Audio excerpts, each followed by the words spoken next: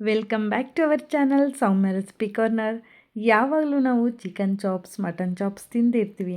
ಆದರೆ ಎಗ್ಗಿಂದ egg omelette chops ಯಾವಾಗಾದರೂ ತಿಂದಿದ್ದೀರಾ?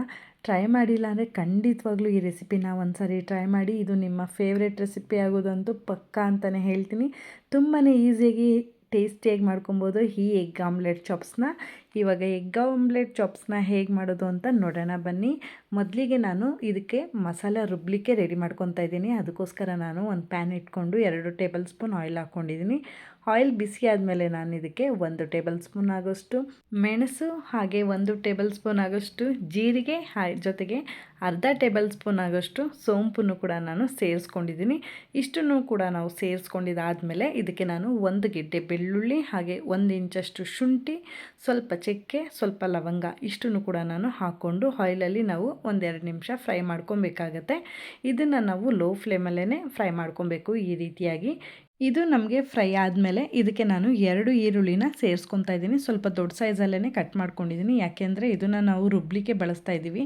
ಅದಕ್ಕೋಸ್ಕರ ಸ್ವಲ್ಪ ಕಲರ್ ಚೇಂಜ್ ಆಗೋ ತನಕ ಇದನ್ನು ಫ್ರೈ ಮಾಡಿದಾದಮೇಲೆ ಇದಕ್ಕೆ ನಾನು 2 ಟೊಮೆಟೊ ಹಣ್ಣನ್ನು ಕೂಡ ನಾನು ಸೇರಿಸ್ಕೊತಾ ಇದ್ದೀನಿ. ನಮಗೆ ಇಲ್ಲಿ ಟೊಮೆಟೊ ಮೆತ್ತಗಾಗಬೇಕು, ತುಂಬ ಬೇಯಬೇಕು ಅಂತ ಏನಿಲ್ಲ, ಸ್ವಲ್ಪ ಮೆತ್ತಗಾದರೆ ಸಾಕಾಗತ್ತೆ. ಅದಕ್ಕೋಸ್ಕರ ನಾನು ಸ್ವಲ್ಪ ಉಪ್ಪನ್ನು ಕೂಡ ಹಾಕ್ಕೊಂಡು ಚೆನ್ನಾಗಿ ಇದನ್ನು 1-2 ನಿಮಿಷಗಳ ಕಾಲ ಹಾಗೆಯೇ ಫ್ರೈ ಮಾಡ್ಕೊಳ್ಳೋಣ. ಇದು ನಮಗೆ ಟೊಮೆಟೊ ಸ್ವಲ್ಪ ಮೆತ್ತಗಾದ ಮೇಲೆ ಇದಕ್ಕೆ ನಾನು ಸ್ವಲ್ಪ ಕೊತ್ತಂಬರಿ, ಹಾಗೆ ಸ್ವಲ್ಪ ಪುದೀನ ಎಲೆನೂ ಕೂಡ ಸೇರಿಸ್ಕೊಂಡು 1-2 ನಿಮಿಷ ಬಿಸಿ ಇರುವಂತಹ ಪ್ಯಾನಲ್ಲಿ ನಾವು ಈ ರೀತಿ ಫ್ರೈ ಮಾಡಿಕೊಂಡ್ರೆ ಸಾಕಾಗತ್ತೆ. ಇವಾಗ ನಮಗೆ ಇದು ಮಸಾಲ ರುಬ್ಬಲಿಕ್ಕೆ ರೆಡಿ ಇದೆ. ಆದರೆ ಇದನ್ನು ನಾವು ಸ್ವಲ್ಪ ಒಂದು ಪ್ಲೇಟಲ್ಲಿ ಸಪ್ರೇಟಾಗಿ ಹಾಕ್ಕೊಂಡು ತಣ್ಣಗಾಗ್ಲಿಕ್ಕೆ ಬಿಡೋಣ. ತಣ್ಣಗಾಗಿರೋದನ್ನ ನಾವು ಒಂದು ಮಿಕ್ಸರ್ ಜಾರ್ಗೆ ಸೇರಿಸ್ಕೊಂಡು ಮಸಾಲಾನ ರುಬ್ಬಿ ಈ ರೀತಿ ರೆಡಿ ಮಾಡಿ ಇಟ್ಕೊಬೇಕಾಗತ್ತೆ. ಇವಾಗ ನಾನು ಎಗ್ ಆಮ್ಲೆಟ್ ಮಾಡಲಿಕ್ಕೋಸ್ಕರ ಇಲ್ಲಿ 5 ಎಗ್ನ ಓಪನ್ ಮಾಡಿ ಈ ರೀತಿ ತೆಗೆದು ಇಟ್ಕೊಂಡಿದ್ದೀನಿ. ಇದಕ್ಕೆ ನಾನು ಜಸ್ಟ್ ಸ್ವಲ್ಪ ಇದಕ್ಕೆ ಸಾಲ್ಟನ್ನು ಸೇರಿಸ್ಕೊಂಡು ಚೆನ್ನಾಗಿ ಇದನ್ನು ನಾವು ಬೀಟ್ ಮಾಡ್ಕೊಳ್ಳೋಣ. ಹಾಗೆ ನಾನು ಎಗ್ಗೆ ಇದಕ್ಕೆ ಏನು ಸೇರಿಸ್ತಾ ಇಲ್ಲ, ನೀವು ನೋಡ್ತಾ ಇರ್ಬೋದು. ಜಸ್ಟ್ ಉಪ್ಪನ್ನ ಮಾತ್ರ ಹಾಕ್ಕೊಂಡು ಈ ರೀತಿ ಬೀಟ್ ಮಾಡಿ ರೆಡಿ ಮಾಡಿ ನಾವು ಈ ರೀತಿಯಾಗಿ ಇಟ್ಕೊಬೇಕಾಗತ್ತೆ. ಇವಾಗ ನಾನು ಒಂದು ಪ್ಯಾನ್ ಇಟ್ಕೊಂಡಿದ್ದೀನಿ. ಪ್ಯಾನ್ಗೆ ನಾನು ಇಲ್ಲಿ ಸ್ವಲ್ಪ 1-2 ಟೇಬಲ್ ಸ್ಪೂನ್ ಆಗೋಷ್ಟು ಆಯಿಲ್ ಹಾಕ್ಕೊಂಡು ಬೀಟ್ ಮಾಡಿ ಇಟ್ಕೊಂಡಿರೋಂತಹ ಎಗ್ನ ನಾನು ಡೈರೆಕ್ಟಾಗಿ ಸೇರಿಸ್ತಾ ಇದ್ದೀನಿ.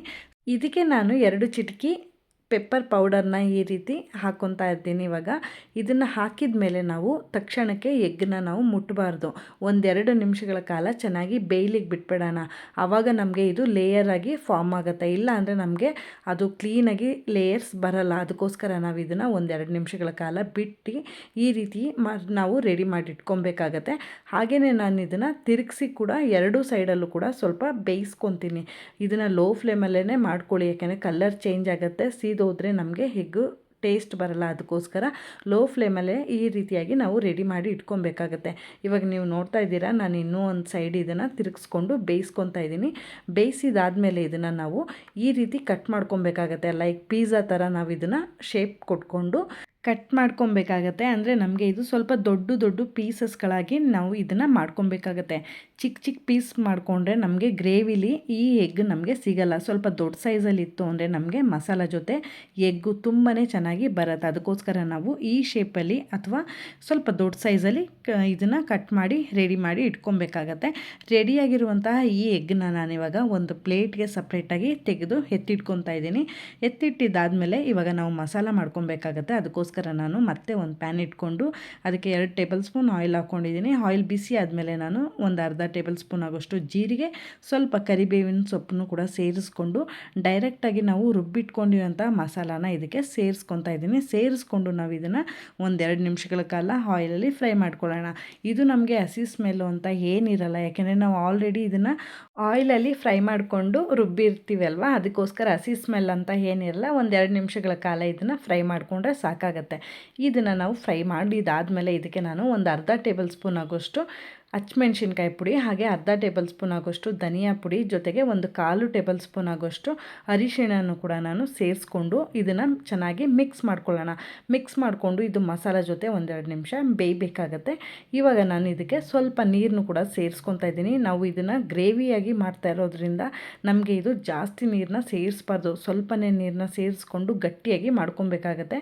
ಇವಾಗ ನಾನು ಇನ್ನೊಂದು ಸ್ವಲ್ಪ ನೀರನ್ನ ಹಾಕ್ಕೊತಾ ಇದ್ದೀನಿ. ಯಾಕೆ ಅಂದರೆ ನಮಗೆ ಎಗ್ಗೆಲ್ಲ ಹಾಕಿದಾಗ ನಾವು ಮತ್ತೆ ಇದನ್ನು ಇದನ್ನು ಬೇಯಿಸ್ತೀವಲ್ಲ ಆವಾಗ ನಮಗೆ ಒಳ್ಳೆ ಕನ್ಸಿಸ್ಟೆನ್ಸಿಗೆ ಬರುತ್ತೆ, ಥಿಕ್ಕಾಗಿ ಬರುತ್ತೆ. ಅದಕ್ಕೋಸ್ಕರ ನಾನು ಇವಾಗ ಈ ಕನ್ಸಿಸ್ಟೆನ್ಸಿಗೆ ರೆಡಿ ಮಾಡಿ ಇಟ್ಕೊಂಡಿದ್ದೀನಿ.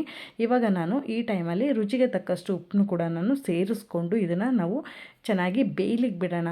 ಒಂದು 5 ನಿಮಿಷಗಳ ಕಾಲ ಲೋ ಫ್ಲೇಮಲ್ಲಿ ಇದನ್ನು ನಾವು ಬೇಯಿಸಿ ಇಟ್ಕೊಂಡ್ರೆ ನಮಗೆ ಮಸಾಲ ರೆಡಿ ಆಗುತ್ತೆ. ಇವಾಗ ನೀವು ನೋಡ್ತಾ ಇರ್ಬೋದು ತುಂಬಾ ಚೆನ್ನಾಗಿ ಒಳ್ಳೆ ಕನ್ಸಿಸ್ಟೆನ್ಸಿಗೆ ಗ್ರೇವಿ ನಮಗೆ ರೆಡಿಯಾಗಿದೆ.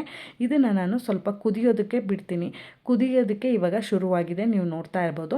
ಕುದಿಯೋದಕ್ಕೆ ಶುರು ಆದಮೇಲೆ ಇದಕ್ಕೆ ನಾನು ಎಗ್ ಪೀಸಸ್ಗಳನ್ನ ನಾವು ಕಟ್ ಮಾಡಿ ಇಟ್ಕೊಂಡಿರ್ತೀವಲ್ಲ ಆ ಎಗ್ ಪೀಸಸ್ನ ನಾನು ಇದಕ್ಕೆ ಡೈರೆಕ್ಟಾಗಿ ಸೇರಿಸ್ಕೊತಾ ಇದ್ದೀನಿ. ಸೇರಿಸ್ಕೊಂಡು ನಾವು ಇದನ್ನು 5 ನಿಮಿಷಗಳ ಕಾಲ ಲೋ ಫ್ಲೇಮಲ್ಲಿ ಬೇಯಿಸ್ಕೊಂಡ್ರೆ ಎಗ್ಗು ನಮಗೆ ತುಂಬಾ ಚೆನ್ನಾಗಿ ಉಪ್ಪು ಖಾರ ಎಲ್ಲವೂ ಕೂಡ ಹಿಡ್ಕೊಂಡು ಮಸಾಲ ತುಂಬಾ ಟೇಸ್ಟಿಯಾಗಿ ಬರುತ್ತೆ. ಎಗ್ಗನ್ನು ಕೂಡ ನಮಗೆ ತಿನ್ನಲಿಕ್ಕೆ ತುಂಬಾ ಚೆನ್ನಾಗಿ ಬರುತ್ತೆ. ಈ ರೀತಿಯಾಗಿ ನಾವು ಒಂದು 5 ನಿಮಿಷಗಳ ಕಾಲ ಇದನ್ನು ಬೇಯಲಿಕ್ಕೆ ಬಿಡಬೇಕಾಗತ್ತೆ. ಇದು ನಮಗೆ ತುಂಬಾ ಚೆನ್ನಾಗಿ ಬರುತ್ತೆ. ನೀವು ಇದನ್ನು ಯಾವುದಕ್ಕೆ ಬೇಕಾದ್ರೂ ಕಾಂಬಿನೇಷನ್ ಆಗಿ ಮಾಡ್ಕೊಬೋದು, ತುಂಬ ಟೇಸ್ಟಿಯಾಗಿ ಬರುತ್ತೆ. ಮಟನ್ ಚಾಪ್ಸ್ ಚಿಕನ್ ಚಾಪ್ಸ್ಗಿಂತನೂ ಹೇಳಬೇಕು ಅಂದರೆ ಇದು ತುಂಬಾ ಟೇಸ್ಟಿಯಾಗಿರುತ್ತೆ. ಖಂಡಿತವಾಗ್ಲೂ ನೀವು ಕೂಡ ಮನೇಲಿ ಒಂದ್ಸರಿ ಈ ರೆಸಿಪಿನ ಟ್ರೈ ಮಾಡಿದ್ರಂತೂ ಈ ರೆಸಿಪಿ ನಿಮ್ಮ ಫೇವ್ರೆಟ್ ರೆಸಿಪಿ ಆಗುತ್ತೆ. ಆ ರೀತಿಯಾಗಿ ಟೇಸ್ಟಿಯಾಗಿರುತ್ತೆ. ಡೆಫಿನೆಟ್ಲಿ ನೀವು ಕೂಡ ಒಂದ್ಸರಿ ಈ ರೆಸಿಪಿನ ಟ್ರೈ ಮಾಡಿ. ಕೊನೆಯದಾಗಿ ಇದಕ್ಕೆ ನಾನು ಕೊತ್ತಂಬರಿ ಸೊಪ್ಪನ್ನ ಆ್ಯಡ್ ಮಾಡಿಕೊಂಡೆ. ಇವಾಗ ನಮಗೆ ಅದ್ಭುತವಾದಂತಹ ಎಗ್ ಆಮ್ಲೆಟ್ ಚಾಪ್ಸ್ ರೆಡಿ ಇರುತ್ತೆ. ಇದನ್ನು ನೀವು ಕೂಡ ಮನೇಲಿ ಒಂದ್ಸರಿ ಟ್ರೈ ಮಾಡಿದ್ಮೇಲೆ ರೆಸಿಪಿ ಹೇಗೆ ಬಂತು ಅಂತ ನನಗೆ ತಪ್ಪದೆ ಕಾಮೆಂಟ್ ಮಾಡಿ ತಿಳಿಸಿ, ಓಕೆನಾ? ಈ ರೀತಿಯಾದ ಹೆಲ್ದಿ ಆ್ಯಂಡ್ ಟೇಸ್ಟಿ ರೆಸಿಪಿಗೋಸ್ಕರ ನನ್ನ ಚಾನಲ್ನ ಸಬ್ಸ್ಕ್ರೈಬ್ ಮಾಡ್ಕೊಳ್ಳೋದು ಮರಿಬೇಡಿ. ಐ ಹೋಪ್ ಈ ವಿಡಿಯೋ ನಿಮಗೆ ಇಷ್ಟ ಆಗಿದೆ ಅಂತ ಭಾವಿಸ್ತೀನಿ. ವಿಡಿಯೋ ಇಷ್ಟ ಆಗಿರೋ ವಿಡಿಯೋಗೆ ಲೈಕ್ ಶೇರ್ ಕಾಮೆಂಟ್ ಮಾಡೋದು ಮರಿಬೇಡಿ. ಹಾಗೆ ವಿಡಿಯೋ ಯೂಸ್ಫುಲ್ ಅನ್ಸಿದ್ರೆ ನಿಮ್ಮ ಫ್ರೆಂಡ್ಸ್ ಆ್ಯಂಡ್ ಫ್ಯಾಮಿಲಿಗೂ ಕೂಡ ವಿಡಿಯೋನ ಶೇರ್ ಮಾಡಿ ಅಂತ ಕೇಳ್ತೀನಿ. ನೋಟಿಫಿಕೇಷನ್ ಆನ್ ಮಾಡ್ಕೊಳ್ಳೋದ್ರಿಂದ ನಾನು ಹಾಕೋ ಪ್ರತಿ ವಿಡಿಯೋನೂ ಕೂಡ ನೀವು ಮಿಸ್ ಮಾಡದೆ ನೋಡ್ಬೋದು ಅಂತ ಹೇಳ್ತಾ ಮುಂದಿನ ರೆಸಿಪಿಯೊಂದಿಗೆ ಸಿಗೋಣ. ಅಲ್ಲಿವರೆಗೂ ನನ್ನ ಪ್ರೀವಿಯಸ್ ವಿಡಿಯೋನ ಚೆಕ್ಔಟ್ ಮಾಡ್ತಾಯಿರಿ. Thank you so much for watching this video. Stay tune.